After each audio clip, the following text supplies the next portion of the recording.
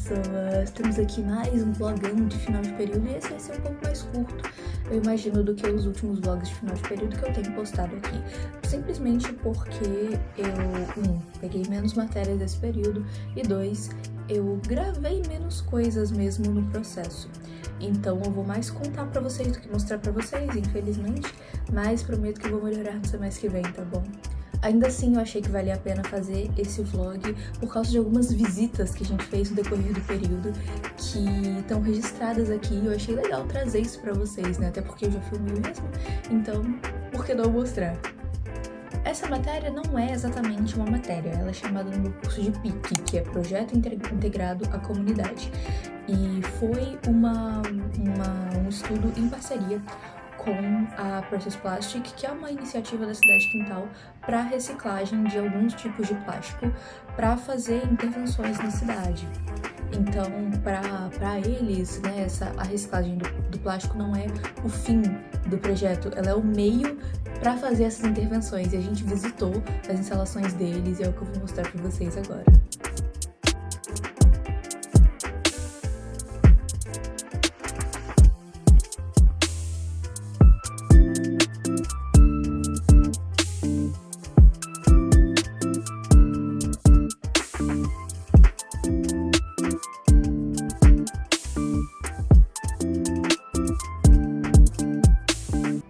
Um dos tipos de plástico que tá nesse processo de reciclagem é o que faz as tampinhas de garrafa. Então, a partir disso, a gente junta muitas tampinhas de garrafa lá no prédio pra fazer isso, né, pra ir fazer essas placas de plástico que vocês viram aí no vídeo. E o nosso trabalho final dessa matéria foi exatamente isso, fazer um mosaico, né, um painelzão pra parede lá do prédio que tivesse a ver com a iniciativa da Precious Plastic e que fosse usando várias dessas tampinhas que tem armazenadas lá no prédio. Então, o meu grupo escolheu ir para uma pegada um pouco mais conceitual, ecológica, podemos dizer assim, e a gente decidiu representar o caranguejo ermitão, só que ao invés de dentro de uma concha, ele tá dentro de uma tampinha.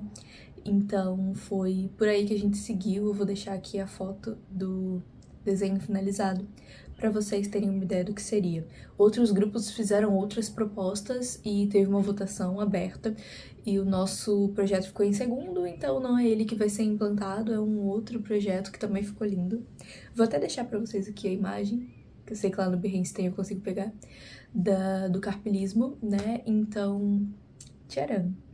Eu acabei não mostrando muito pra vocês do processo de fazer esse trabalho, mas basicamente a gente criou no Illustrator a malha das tampinhas como tinha que ser e foi encaixando as cores que a gente queria pra formar o desenho.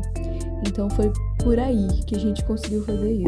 Agora, em design editorial 1 é a matéria que a gente aprende a fazer livro. Em design editorial 2 tem a parte de revista.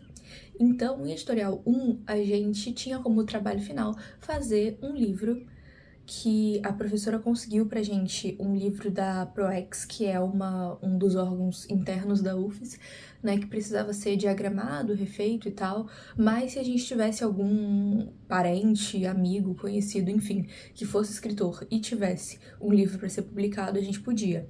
Então, eu e meu grupo fizemos o livro da mãe de uma amiga minha, lá da faculdade, a mãe da Maria. Vocês conhecem a Maria, já apareceu aqui várias vezes. Então, esse é um projeto que realmente o processo eu não tenho muito o que mostrar pra vocês, porque sou eu mexendo no computador por horas e horas e horas. No máximo eu teria pra mostrar pra vocês os testes. Esse daqui foi o nosso primeiro teste numa impressão caseira mesmo, foi feita lá na empresa da minha mãe. Obrigada, mãe, pela sua contribuição aos nossos trabalhos sempre. E aqui a gente já reparou algumas coisas, como por exemplo que a fonte estava grande demais, podia ser menor e que a gente ia economizar bastante página com isso.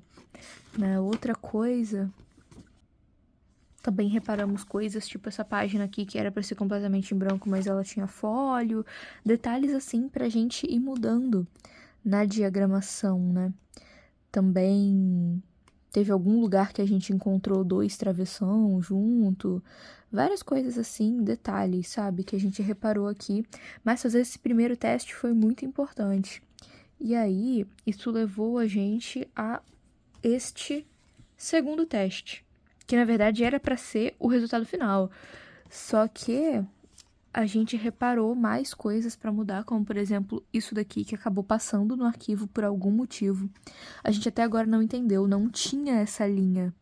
Essa linha não existia no arquivo que... No documento mesmo, essa linha não existia. Mas quando imprimiu ficou essa linha, quando exportou em PDF para e-book também ficou essa linha. Aqui e no final, na página de agradecimentos. E aí o que a gente fez? A gente apagou essa caixa e botou de novo. Basicamente apagamos a caixa de texto e botamos de novo. Porque não tinha nada ali no modo de visualização. Então aqui a gente já tem a fonte menor 1,5 eu acho, menor. Aqui a entrelinha continua linda, espaçada.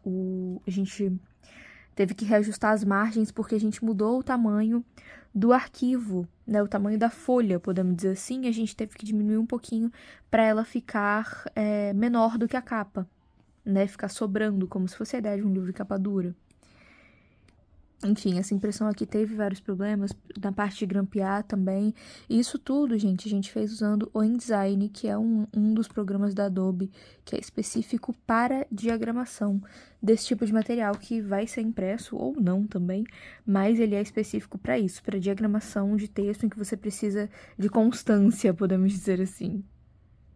Mas é basicamente isso, é um exercício de diagramação, era um livro de contos, então a gente pensou em ilustrações para cada conto, de acordo com o conteúdo, né? E como são contos de um amor através do tempo... Oi, Pipo! Que são duas almas que reencarnam várias vezes em momentos históricos diferentes, a gente decidiu usar o relógio como ponto principal desse projeto gráfico. Não só na capa, como no miolo também. Então, como eram 6 contos, a gente fez 6 ilustrações de relógio, mudando o horário de acordo com, né, a passagem de tempo, historicamente. Enfim, várias coisas que eu adoro nesse projeto. Além disso, teve outro grupo que pegou contos meus para fazer o seu livro, e muito obrigada a Gabi, Maria e Falcão, que fizeram... É outra Maria, tá? Não é Maria Clara? Que fizeram isso acontecer, e foi um projeto muito lindo, muito cuidadoso em cada detalhe. Eu vou mostrar pra vocês, eu filmei um pouquinho, eu vou deixar passando aqui na tela, mas eles pegaram a queda do cisne, a princesa quebra-nozes, sob as fases da lua, pra fazer esse projeto. E assim, eu fiquei apaixonada, a capa que o Falcão fez também é incrível, enfim, o pessoal arrasa demais. E caso você queira ver mais projetos deles, eu vou deixar o Behance dos 3 aqui na descrição, tá?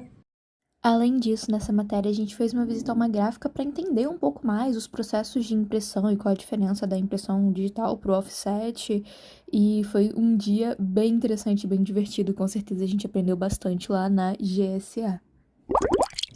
Outra matéria que eu peguei esse período foi Identidade Visual. Identidade Visual 1, ela foi muito mais teórica do que prática, então, de novo, eu não tenho o que mostrar pra vocês, porque os trabalhos da disciplina foram basicamente elaboração de seminário com estudos de caso, de marcas, mas, inclusive, eu fiz um sobre a Apple e outro sobre a Riachuelo. Mas o nosso trabalho final, que deveria ser um projeto, né, um pouco mais prático, foi só o começo de um projeto mais prático, entendem? Porque a gente começou a fazer... A gente fez a parte de pesquisa, né, de um segmento, e eu e meu grupo pegamos pet shop só com imagotipo. Então não podia ter nome, não podia ter letra, não podia ter fonte, assim, era só imagens. E pensando nisso, nós fizemos alguns rascunhos.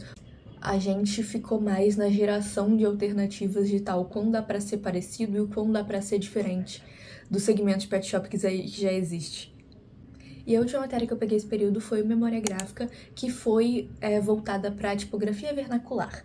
Para quem não sabe bulhufas do que eu tô falando, quando a gente usa a palavra vernacular, a gente tá se referindo ao design feito por alguém que não é designer, que não tem nenhuma formação na área, é uma coisa que a gente faz meio instintivamente, entendem? Que normalmente é um pouco mais artística também, mas nem sempre, tipo cartaz de mercado. O cartaz de mercado, aqueles cartazes amarelos com a letra vermelha que anunciam promoção e tal na parte de fora, normalmente isso é feito por alguém que não tem formação em design. Logo, é uma coisa vernacular, né? Chamado vernacular. E é muito incrível que o vernacular é um estilo próprio e ele é um estilo regional. Então, em cada lugar você vai ter o vernacular de uma maneira diferente, entendem? Isso é maravilhoso, gente, isso é lindo. E aí, pra isso, a gente trabalhou 2 trabalhos de letreiro, um manual e um digital, e eu vou mostrar pra vocês agora. Eu filmei um pouquinho mais do processo do manual, inclusive eu tenho ele aqui, vou filmar ele grande pra vocês verem, né, o resultado final.